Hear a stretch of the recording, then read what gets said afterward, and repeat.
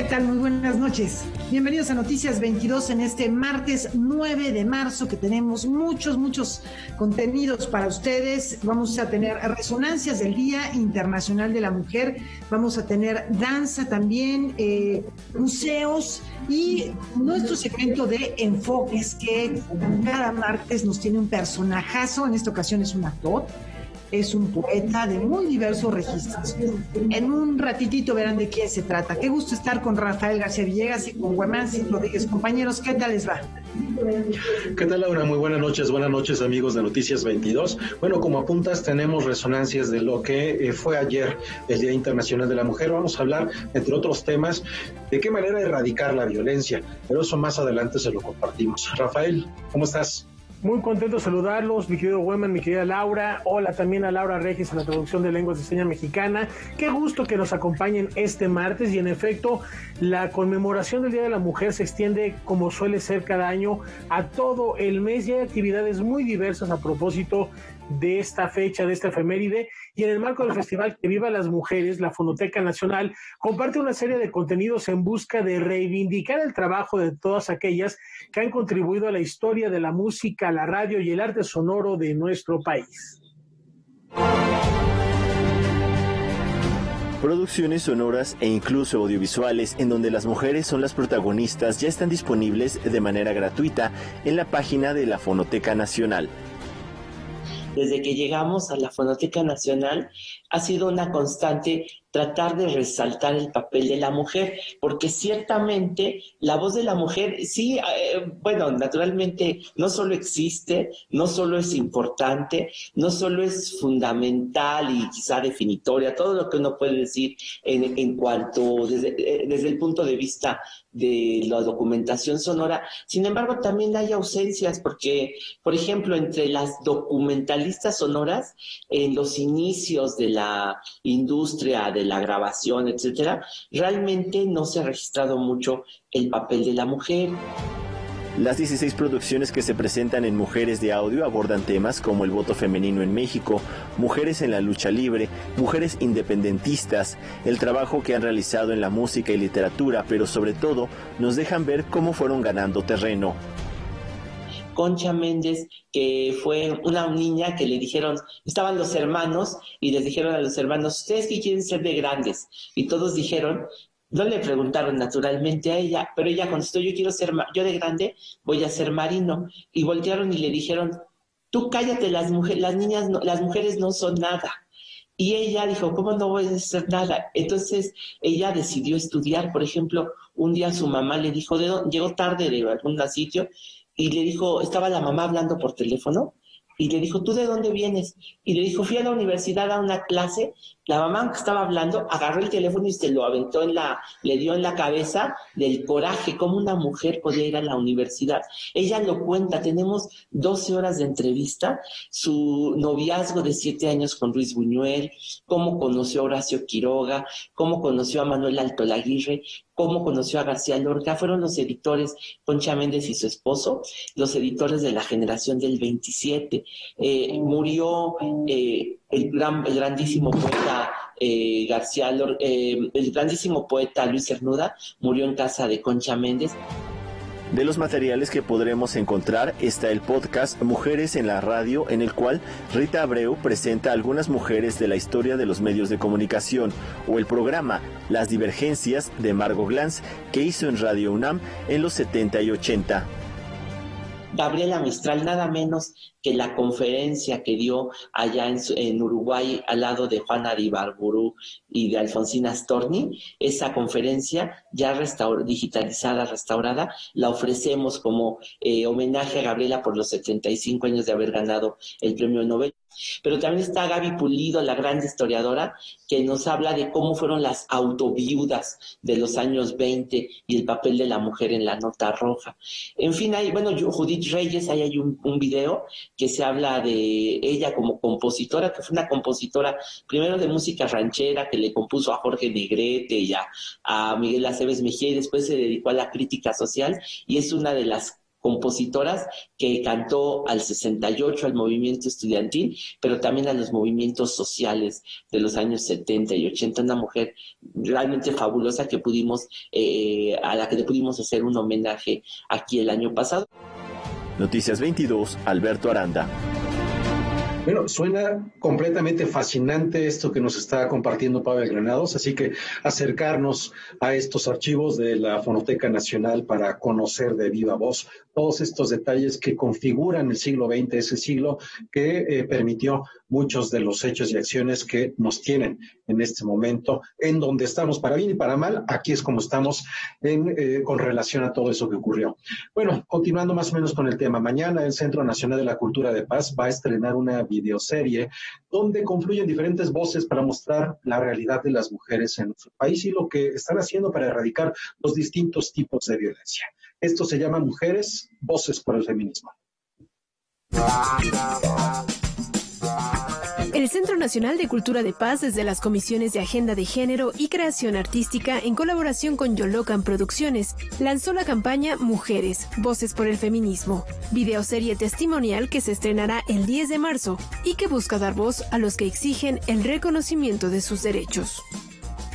Nace esta necesidad de que este año abriéramos una ventana permanente a todas las voces que quieran participar, compartiendo su sentir con relación a qué es ser mujer en México, cuándo se dieron cuenta que eran mujeres, cuándo se dieron cuenta que eran hombres, qué es feminismo, qué es machismo, qué es equidad de género, qué es cultura de paz y qué están haciendo cada una de estas voces anónimas o públicas y reconocidas, todas juntas, cada una de estas voces qué está haciendo en el día a día, cómo enfrenta el día a día para erradicar estas violencias. Lo que pasó el 8M ahora en las manifestaciones, este despliegue de prepotencia, de violencia, de amenaza, de intimidación, en lugar de proteger a mujeres que están exigiendo pues justicia y el resguardo de nuestra seguridad y de nuestras garantías constitucionales, incluso de mujeres y de niñas que no conocen. Entonces, creo que hay cosas que están torcidas y que juntos podemos enderezarlas. Esa es la intención fundamental de la videoserie testimonial y de todas las campañas que poco a poquito les vamos a ir dando a conocer en el transcurso de estos meses. Hasta ahora se han reunido 25 voces y los videos se podrán observar en las páginas de Twitter y Facebook @CNCPaz. Hay voces como Maribán Martínez, tenemos a Vivancos, que es un extraordinario coreógrafo internacionalmente reconocido español, que tiene un espectáculo que se llama Mujer y está promoviendo a través de la danza. María Elena Ríos, saxofonista de Oaxaca, que como ustedes saben es sobreviviente de un intento de feminicidio. Ella y su madre fueron atacadas con ácido en el interior de su casa, igual que Vivir Quintana, María Bernal, grandes voces cantautoras muy importantes que también se han sumado de más de un año para acá a este movimiento del despertar del sagrado femenino para erradicar las violencias que vivimos. Noticias 22, Karen Rivera. Bueno, la desigualdad de género, la discriminación de género se puede observar, se puede reflexionar desde diversas ópticas. Especialistas en distintas áreas del conocimiento analizan la falta de oportunidad en términos laborales, de salud, de educación durante esta época, durante esta ya segunda década del siglo XXI, y el resultado de ello es el libro Desigualdades, Mujer y Sociedad. Conozcamos un poquito más de él. En el marco del Día Internacional de la Mujer, el Colegio Nacional presenta el libro Desigualdades, Mujer y Sociedad. El título, coordinado por las colegiadas Concepción Company, Linda Rosa Manzanilla y María Elena Medina Mora, recolecta 13 textos en los que distinguidas especialistas de distintas disciplinas hacen un balance sobre la desigualdad de género en México. Porque queríamos un poco tener un panorama de cuáles eran los puntos fuertes de desigualdades a finales de la segunda década del siglo XXI, convencidas de que el movimiento feminista es una de las luchas sociales salidas de la sociedad civil más fuertes del siglo XXI. Viene desde muy atrás, pero el siglo XXI y en esta segunda década había tenido una fuerza muy particular, una fuerza tan particular que el día 8 de marzo, hoy justamente, se ha resignificado totalmente. Era un día visto desde los hombres, desde el patriarcado, donde nos felicitaban. Debo decir que de manera bastante cursi. Yo estoy encantada de que me regalen flores y chocolates, pero no era el motivo. De ser así, hace 10 años, 8 años, los últimos 5 o 6 años ha habido un movimiento tan fuerte que ha resignificado el día 8 de marzo. Ahora es un día de reflexión, de celebración y sobre todo de repensar cómo hay que ser escuchadas, cómo hay que insertarnos, cómo debemos no solo tener voz, sino tener participación ciudadana, política, en todos los ámbitos, cultural, educativa, etc. El libro está organizado en 3 apartados a manera de ejes que agrupan temas relacionados: mujer y trabajo, mujer y salud y mujer, educación y cultura. En cada sección se abordan problemas puntuales como la incorporación de la mujer al mercado de trabajo, el rol del derecho en la brecha de género, el papel de la mujer en las instituciones científicas y culturales, entre otros. Textos de investigadoras como Julia Carabias, Rosario Cárdenas, Patricia Galeana y Silvia Giorguli Saucedo. Invitamos a especialistas que suelen manejar números estadísticos, cifras duras, evidencias robustas, lo que se llama evidencias robustas. Invitamos a especialistas para que pusieran sobre la discusión los números a partir de los cuales hay que discutir y focalizar dónde está el problema. El problema está en salud, en problemas de cuidados.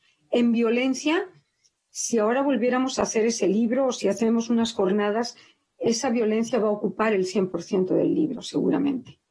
Y abandono educativo, no acceso a la educación, sino abandono de la educación. Los datos y la información precisa de cómo mejorar, paliar, disminuir la brecha de género. El libro, editado por el Colegio Nacional, se presentó dentro de las actividades de la Feria Internacional del Libro Universitario Virtual, organizado por la Universidad Veracruzana. No quiero que me incluyas porque todos los trabajos dan esa reflexión. No quiero que me incluyas por ser mujer, que es meramente un azar biológico, pero no quiero que me excluyas por serlo, porque eso no es biología, eso es sociedad. Noticias 22, Omar Vera. Pues muchos temas los que hay que reflexionar, muchas maneras que tenemos que llevar para replantear las sociedades contemporáneas. Vamos a hacer una brevísima pausa, tenemos mucho más aquí en Noticias 22.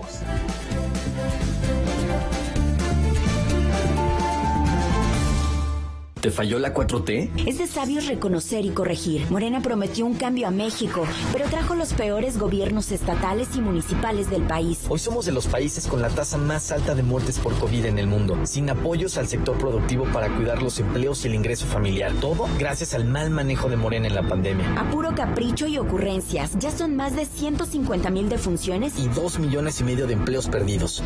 Llegó la hora de corregirlo. Cambiemos hacia el futuro. Esto es Acción por México. PAN. El 2020 fue el año del cambio, pero no del que esperábamos. Cambiamos nuestra forma de estudiar, trabajar y salir. Cambiamos para sobrevivir, para salir adelante. En unos meses estoy segura de que juntas vamos a cambiar a quienes hoy están tomando malas decisiones, porque ellos no cambiaron. Se quedaron en el pasado y eso le está haciendo mucho daño al país. Sigamos cambiando por el bien de México. Es momento de comenzar la evolución mexicana. Movimiento Ciudadano.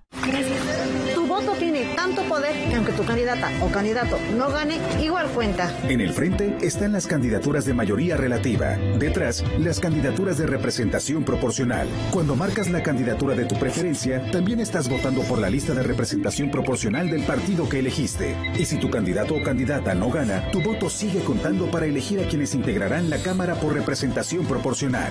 El 6 de junio, el voto sale y vale. INE. ¿Dónde la dejé? Justo ahora que son las elecciones más grandes de la historia. Y que como la mayoría decidí salir a votar. ¿Dónde la dejé? ¿Mamá? Ay, hija, extravié mi INE y no sé qué hacer. Tranquila, aún estás a tiempo de sacar una reimpresión idéntica. Es muy sencillo. Puedes hacerlo hasta el 25 de mayo. Estaba tan preocupada. ¿Mamá? Voy por mi reimpresión. ¿Y el 6 de junio salgo a votar? El 6 de junio, el voto sale y vale. INE.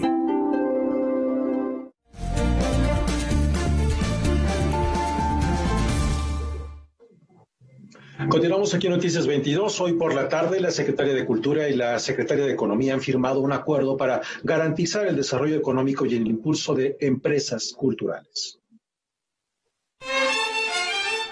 Con la intención de impulsar empresas culturales, la Secretaría de Economía y Cultura firmaron un convenio de colaboración para ofrecer a los artistas y a las comunidades capacitaciones que les permita generar un desarrollo económico.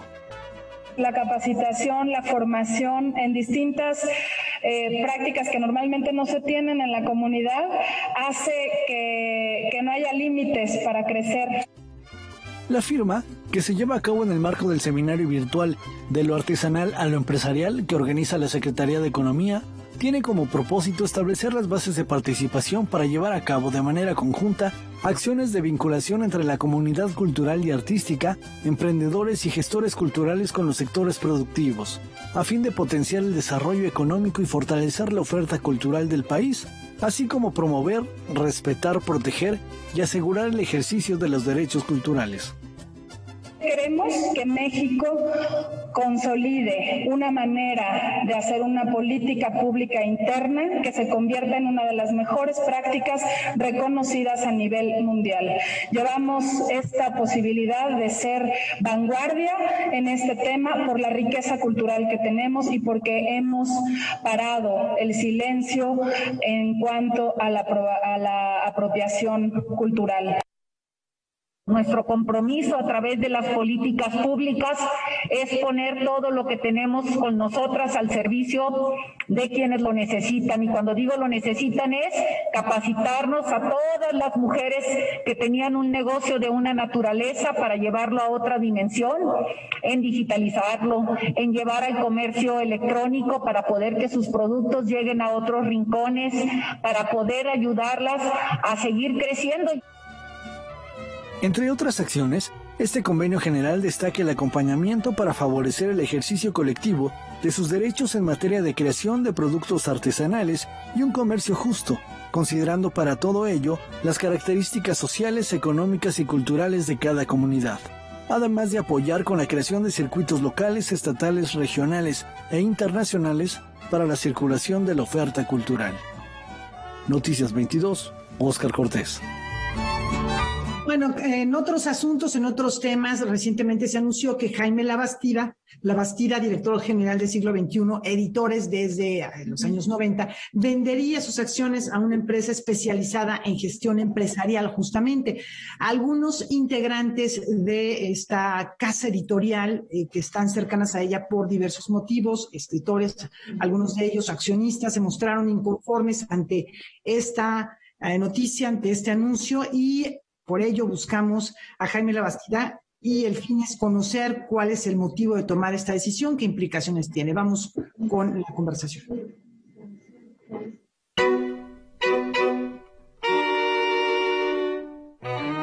Quizá convenga decir que cuando la recibí en 1990, en octubre de 1990, la editorial estaba en quiebra. No solamente estaba, digamos, ¿qué valía la editorial en aquel momento? Nada. ¿Cuánto vale ahora? Se ha revalorado la editorial al cabo de 30 años, gracias al esfuerzo de sus autores, al esfuerzo del Consejo de Administración, de sus trabajadores. El capital fundamental de una editorial es su catálogo y su planta productiva, su personal, y ese personal va a continuar. Orfila se jubiló a los 90 años. Yo no quiero llegar a esa etapa porque cuando lo hizo ya estaba físicamente hablando pues con muchos problemas, incluso auditivos. Yo me dije, quiero retirarme cuando aún gozo de ciertas facultades mentales y no cuando estén plenamente deterioradas. Esa es la situación, no tiene mayor ciencia. Llevo más de 3 decenios al frente del siglo XXI. y 6 decenios de trabajar de manera ininterrumpida. Pensé desde hace mucho tiempo en retirarme y hace más de un año que se lo comuniqué al Consejo de Administración. La situación es muy sencilla.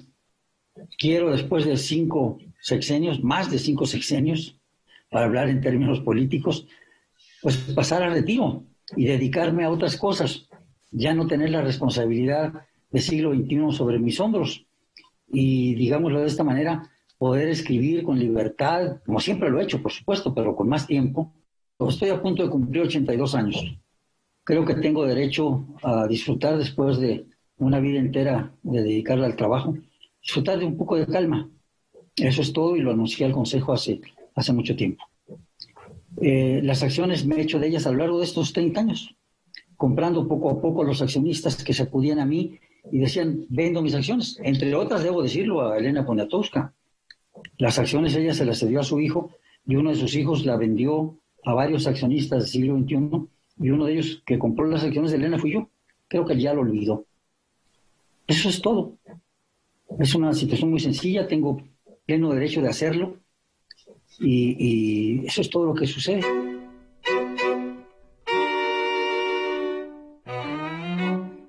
Pues espero que sea una reunión presidida por lo que siempre debe ser presidido de toda reunión de accionistas, por la racionalidad. Yo ya he vendido mis acciones, no soy accionista, acudiré a ella en mi calidad de director general, con derecho a voz pero sin voto. Las acciones ya han sido transferidas por mí a la compañía Mexent. Yo ya no soy accionista del siglo XXI.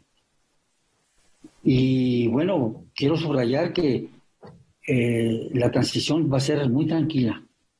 Me han pedido que permanezca al frente de siglo XXI todavía un año más, por lo menos, para asesorar, digamos, al nuevo director, sugerirle lo que haya necesidad de sugerirle. Y, digamos, la transición es, como lo acabo de decir, plena de tranquilidad.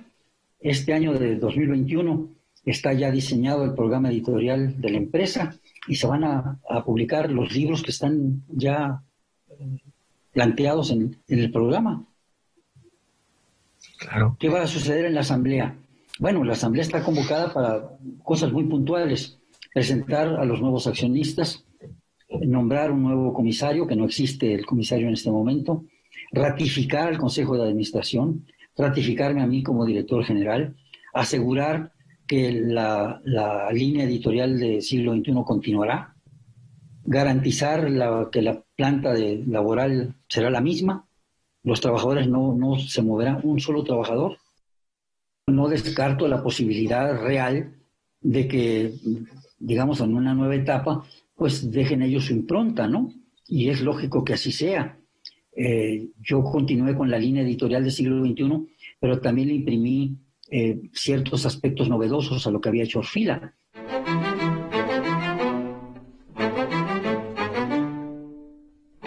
¿Por qué viene todo este alboroto? Bueno, pues son posturas que no se meditan, son irracionales, no han preguntado a la otra parte, han lanzado acusaciones sin fundamento. No quiero contestar a esas acusaciones. Me parece que, digamos, están obrando de manera visceral, sin oír razones, y espero que la asamblea se desarrolle de manera tranquila. Yo me siento molesto por las acusaciones de que he sido objeto, pero también entiendo que la gente tiene derecho a decir lo que desee, ¿no? No tiene base, me duele que así sea, incluso muchos de ellos amigos míos, que no sé por qué antes de informarse, antes de lanzar las acusaciones debieron informarse, hablar conmigo, preguntarme. Pero bueno, allá ellos.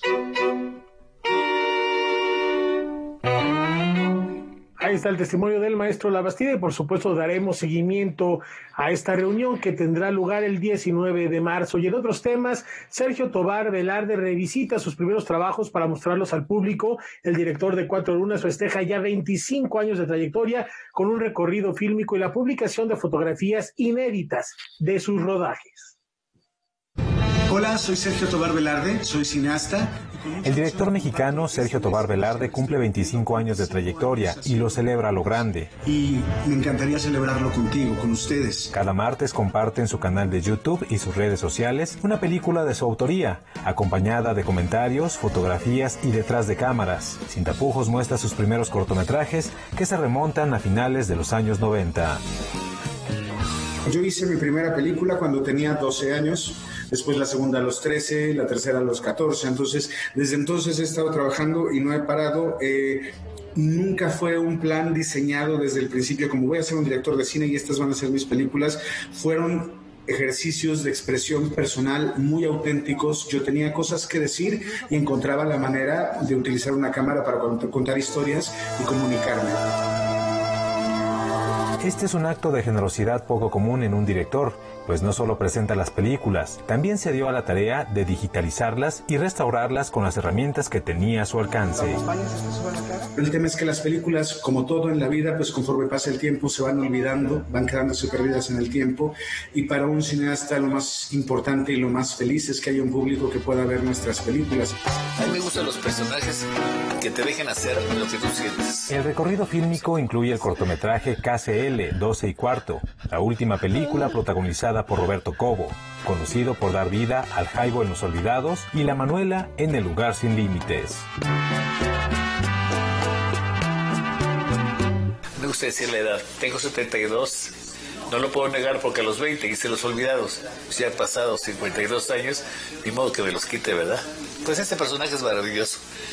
Y el señor Tobar, Edo Tobar, me hizo el favor de buscarme para hacer este personaje. E incondicionalmente le dije que sí, porque al leer el guión me doy cuenta que el personaje vale la pena la interpretación. Para mí trabajar con él fue maravilloso porque yo estaba chiquillo, yo tenía 19 años, acababa de llegar a la Ciudad de México de Tepic, no tenía más que experiencia en cortometrajes digitales de bajo presupuesto y entonces estaba con él. Y yo me sentía al principio muy nervioso, pero él lo que supo hacer fue hacerme sentir increíblemente cómodo y me dijo, yo soy tu actor, tú eres mi director, tú dirígeme y yo voy a hacer lo que tú me digas y voy a tratar de ayudarte a que tú hagas tu película. No quiero. El cine de Sergio Tobar Velarde es diverso y ha encontrado insospechados caminos de distribución. Su película, Cuatro Lunas, llegó a estar en páginas para adultos. Ahora, para ver su trabajo de manera legal y gratuita, basta con visitar su canal de YouTube.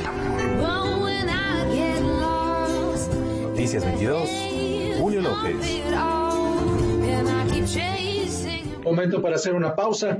Al término de este debate, de este espacio informativo, los invitamos a que no se pierdan Debate 22 con Gaby Tlaseca. Esto en el marco del Día Internacional de la Mujer. Ella va a recibir a Elvira Madrid Romero y a Vanessa Muñoz para hablar sobre el aumento de trabajadoras sexuales durante la pandemia de COVID-19. Esta invitación para que no se lo pierda hoy a las 9 de la noche por la pantalla de Canal 22, terminando este espacio informativo. Una pausa y volvemos con más.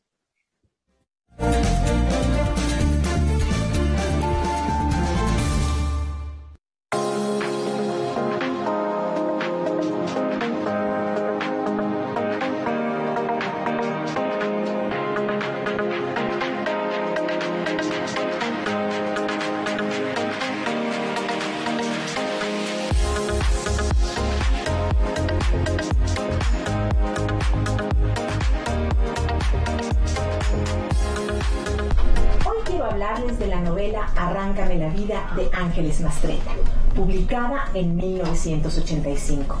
En mi opinión, esta marcó un parteaguas en la vida de la escritora al posicionarla como uno de los máximos exponentes de la literatura mexicana contemporánea. Y también porque marcó un momento importante en la vida de las mujeres en la historia reciente de México. En ella, Ángeles Mastretta aborda temas como el feminismo, la falta de oportunidades para las mujeres y el abuso de la búsqueda de uno mismo en un mundo que pareciera haber sido creado exclusivamente para hombres. Fiel defensora de la igualdad de los derechos de la mujer, Ángeles logró a través de la ficción crear esta historia que enmarca con matices de romanticismo, subjetividad y sutileza una realidad durante la época postrevolucionaria en México. Para celebrar este aniversario de Arráncame la vida, los invito a leer y por qué no releer esta maravillosa novela tan actual como imprescindible. yo los invito también a compartir conmigo y otros lectores en mis círculos de lectura esta y otras novelas que los harán disfrutar aún más el placer de la lectura.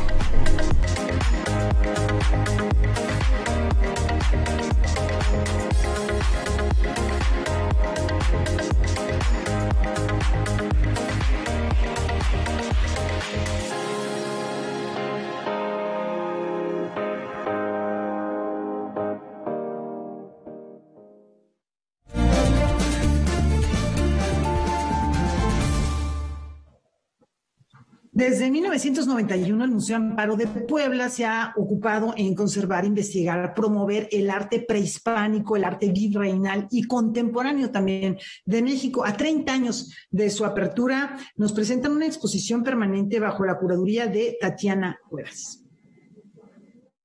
El pasado 28 de febrero, el Museo Amparo de Puebla cumplió 30 años de existencia, consolidado como un espacio único en el horizonte cultural mexicano, pues en él se resguardan más de 3,000 años de arte, que van desde el periodo prehispánico hasta la actualidad. Para celebrar su 30º aniversario, el recinto inauguró la exposición permanente El tiempo en las cosas, en el que exhibirá piezas de su colección de arte contemporáneo, uno de los 3 ejes de su acervo.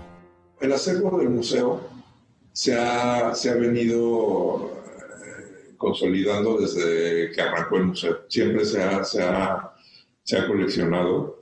En los últimos 10 años sí se enfocó en la producción de artistas mexicanos que tomaron más visibilidad a partir de los años 90.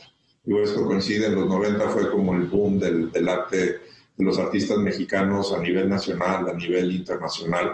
Entonces hay un grupo fuerte de ellos en el proyecto. Y te voy a hacer momentáneamente un recorrido. Está Melanie Smith, está Teresa Margoles, Tania Pérez Córdoba, Daniel Monroy, Matías Guerix, Gabriel Orozco, Edgardo Aragón, Sofía Taguas y Eduardo Avaroa, Mariana Castillo de Val, Daniel Guzmán, entre José Dávila, entre otros.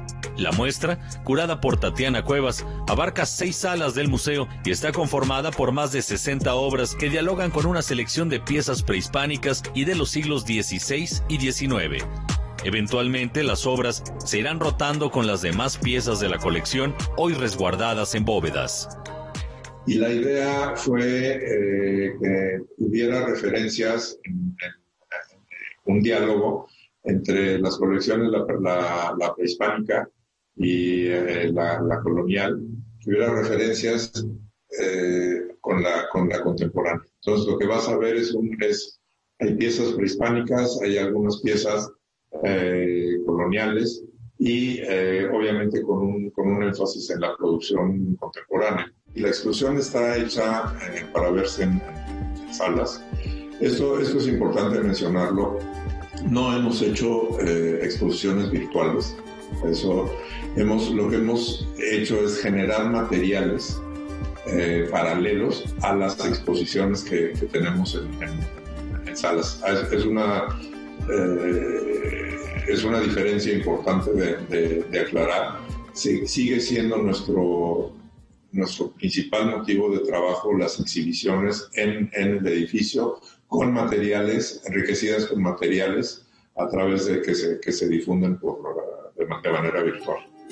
Una 7ª sala alojará el programa Enfoques, destinado a presentar el trabajo de un solo artista del acervo y que iniciará con Iñaki Bonillas. Una particularidad de la colección es que hay artistas de quienes hemos adquirido un grupo de obras, más allá de una o dos obras. Entonces, con la intención de presentar estos trabajos, es que se ha designado una galería en particular para poder que el público tenga oportunidad de verlos. El museo cerró sus puertas al público el 17 de marzo del año pasado y aún no se sabe cuándo podrá regresar a la actividad presencial. Con información y texto de César H. Meléndez, Óscar Helguera, Noticias 22.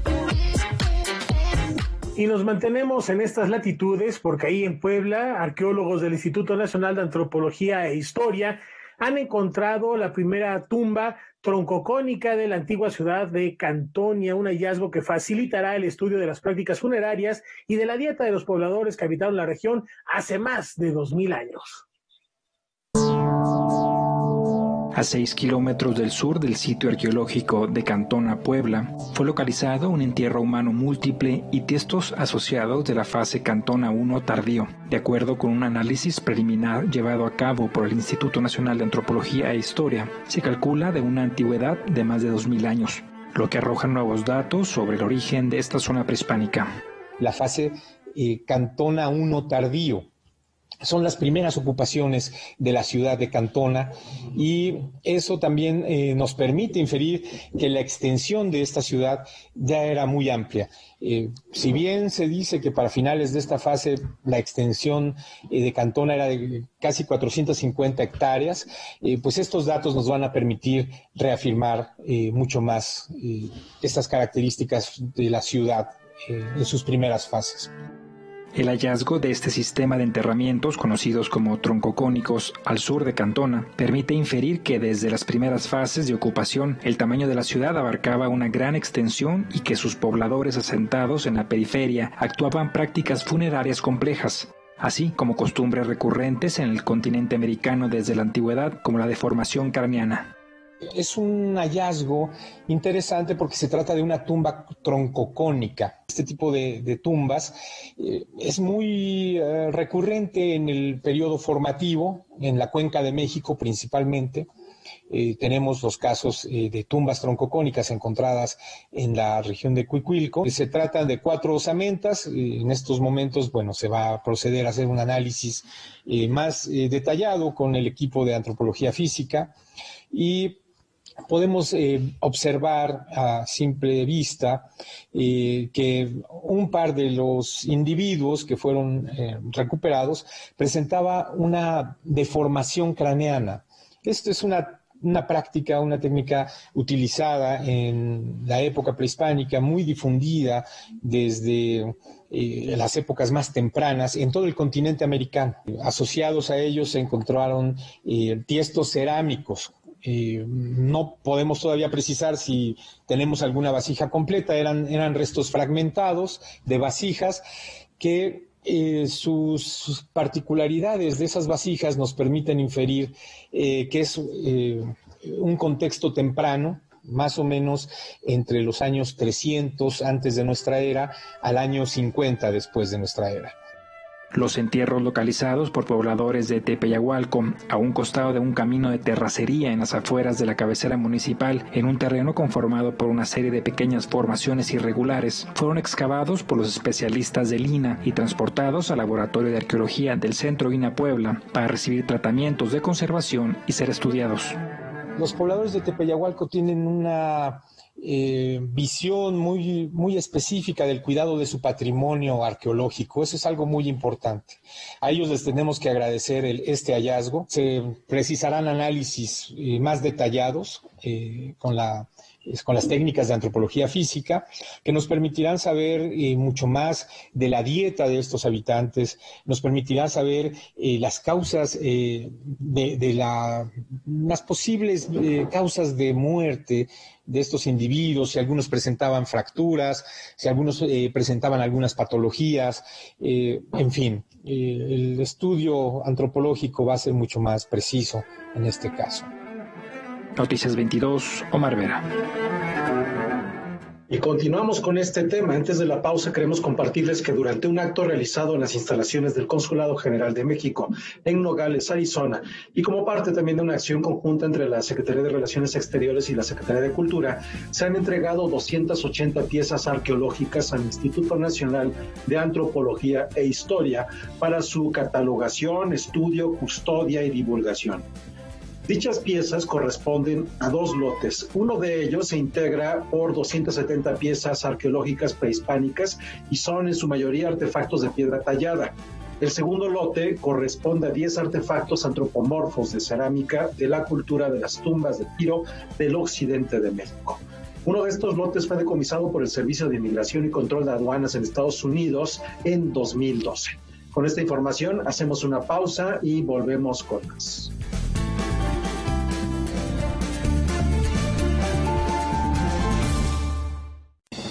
el PRI queremos que México crezca, que las mujeres vivan seguras, que los jóvenes sigan estudiando, que las y los mexicanos tengan salud, medicamentos y estabilidad. En el PRI trabajamos por las mujeres, por los jóvenes, por los estudiantes, por los adultos mayores, por las familias de México. PRI, el Partido de México.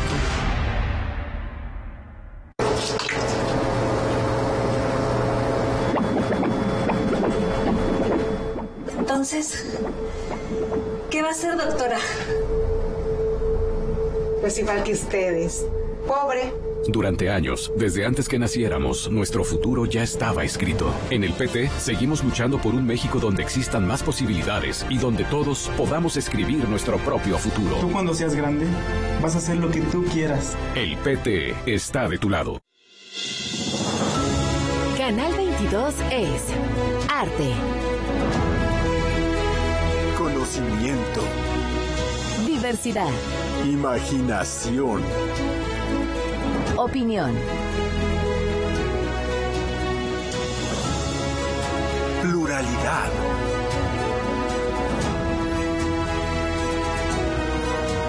diversión. La revista Telemundo Cine posicionó a Canal 22 como el canal de televisión abierta de mayor preferencia por los líderes de la industria audiovisual en México. Asimismo, el Reuters Institute de la Universidad de Oxford, Inglaterra, ubicó a Canal 22 como la televisora más confiable del país. Anúnciate y sé parte de la comunidad de Canal 22. Comercial @canal22.org.mx.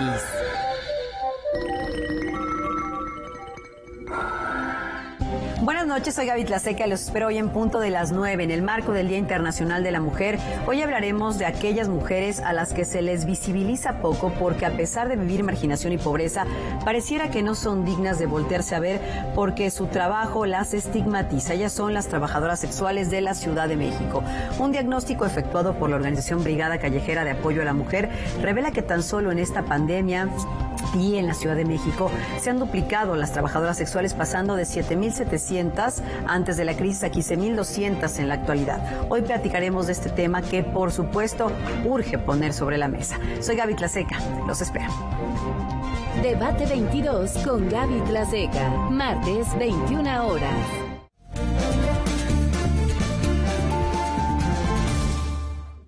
Es martes de enfoque. Si hay un invitado que seguramente con su conversación va a seducir a los amantes del cine y del teatro y de la televisión y de la literatura. Laura, dinos de quién se trata, vamos contigo.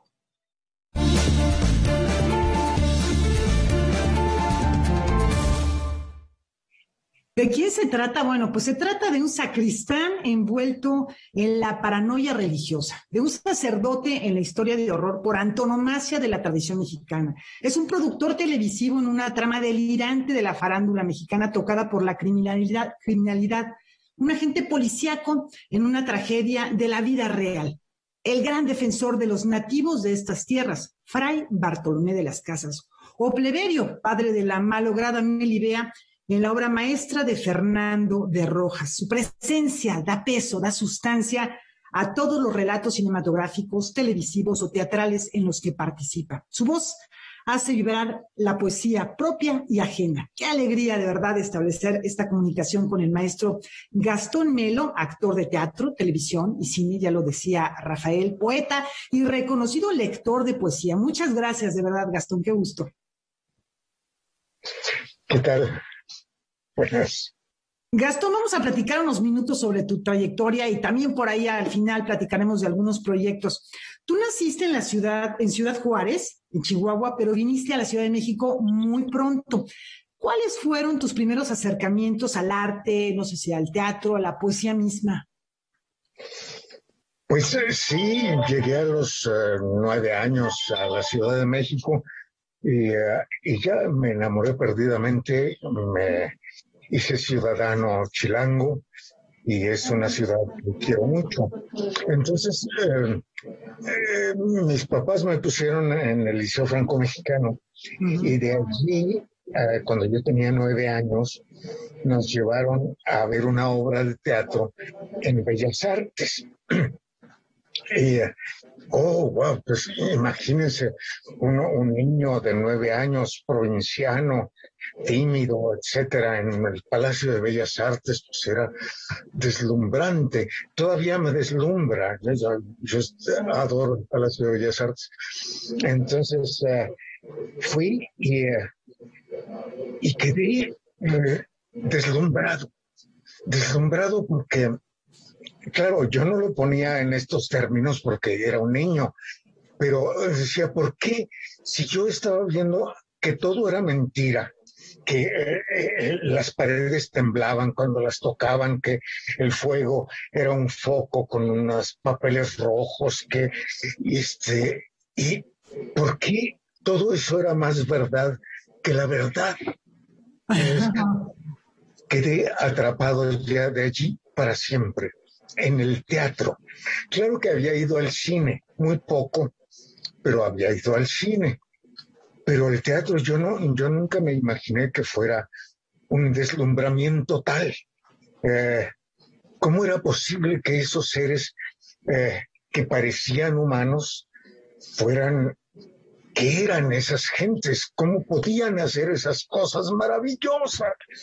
Entonces, pues ya juntaba yo los 20 centavos que me daban para ir todos los días y comprar una paleta en la escuela y me iba al cine, o cuando lograba juntar un poco más, como un peso, iba al teatro a ver a las hermanitas Blanche en la calle de Dolores, y pues seguía el deslumbramiento, y cuando acababa la obra yo me trataba de ir por detrás a ver cómo eran esas gentes maravillosas que salían allí en la escena. Claro que yo ni siquiera me imaginaba eso de ser actor, ¿no? Eso no era para mí, eso era para seres sublimes, así como las hermanitas Blanche. Y sí, allí me seguí y el deslumbramiento sigue. Toda mi vida ha girado alrededor del arte dramático, de las artes dramáticas, del teatro en especial. Y sí, como dijeron, mi mayor gusto, lo que más me gusta en la vida, es leer poesía en voz alta. Ajá. Entonces, la Feria Internacional del Libro de Minería me ha dado ese placer durante, no sé, 25 años o 30, no me acuerdo cuántos años, pero cada año voy y leo poesía allí que me fascina. Justamente platicando acerca de poesía, tú has publicado poemarios, está Poblado de Pequeñas Bestias. Del 58 encontré que es la primera edición, Las Vanas Construcciones, que pertenece a la colección Voces que Dejan Huellas. Del 69 es la publicación. Como lector, desde luego, ya nos mencionas tu presencia en la Feria del Libro del Palacio de Minería. Hay grabaciones también, has grabado poesía de Manuel José Otón. Y no sé si formaste parte también del movimiento de poesía en voz alta que en su momento impulsó Juan José Arreola en Casa del Lago. Sí. Ajá, ¿me cuentas? Bueno, yo fui a tomar el taller de literatura, de poesía con Arreola. Y claro, allí inmediatamente me asocié a la Casa del Lago. Empezamos a leer poesía en voz alta, de una manera, no sé si decirlo, es que suena mal decirlo poco profesional, porque sí era muy profesional. Lo que sucede es que no era tieso, no éramos así intelectuales, de manera que aquí la cesura deberías de hacerla un poco más. Arreola llegaba y con unas hojitas, toma, tú lees y tú lees, y aquí los dos juntos, ahora le va ¡tarán! Y era maravilloso, era divertidísimo. Y aprendíamos de Arreola sobre todo, y de muchísima gente que iba a la Casa del Lago, y era un lugar de reunión realmente espléndido. Bueno, estoy diciendo era porque pues ya hace muchos años, eso fue cuando yo tenía 20 años, hace 63 años. Sí, una formación muy importante para varias generaciones. Gastón, tú, ahora que decías, había toda esta emoción, esta espontaneidad también de la juventud, tienes una formación muy, muy sólida, habiendo estudiado filosofía en la Universidad de Montreal, letras hispánicas en la UNAM, arte dramático en la Sorbona de París, y sin perder nunca el asombro y la diversión, entraste a la tele. Hay un programa muy emblemático que, bueno, pues me imagino está en tus inicios, que es La Cosquilla, al lado de Héctor Suárez, de Héctor Bonilla. Creo que se divertían mucho ahí, dirigidos por Raúl Astor, ¿no? Sí. Fue un programa entrañable donde conocía a dos de mis mejores amigos de la vida, que son Héctor Bonilla y Héctor Suárez, que en paz descanse. Y la pasamos estupendamente bien. Yo no sé por qué mi ángel guardián me llevó allí con Raúl Astor. Raúl Astor fue a verme al teatro, no sé a qué obra, no me acuerdo cuál, creo que era el Teatro del Caballito, que estaba en Rosales, que ya ni siquiera la calle existe. Y entonces fue, y de allí me llevó a la televisión. Hice antes un par de series, de programitas, y de pronto vino La Cosquilla con Suárez y Bonilla y todos los que intervenieran, era un encanto. Y Raúl Astor también fue para mí un maestro de televisión, porque pues yo no había hecho realmente televisión, había hecho unos programitas con Chalo Leiter, allá cuando todavía estaba yo estudiando con Sequizano, y me acuerdo que salía de niño y hacía, llevándoselo a la cámara, un trocito de dulce que le decía, ¿quieres alegría? Pero no, pues realmente no había hecho televisión, y Raúl Astor pues fue mi maestro realmente. Uh-huh. Y fue una época muy bonita para mí, muy enriquecedora, porque era una televisión todavía, aunque ya tenía grandes recursos y tal, todavía no era una televisión monstruosa y avasalladora, así, con cientos de miles de focos y cámaras y micrófonos que te aterrorizan. Era bastante artesanal todavía, aunque era Televicentro. Pues era un Televicentro muy agradable, todo el mundo nos conocíamos, ya, ¿cómo estás? Sí, ya me voy, por favor. Y pues conocía a casi toda la gente que hacía entonces televisión, a mucha gente encantadora. He tenido muy buena suerte, he tenido una suerte extraordinaria. Y pues, por ejemplo, allí, bueno, más bien en el teatro, pero luego mucho en televisión,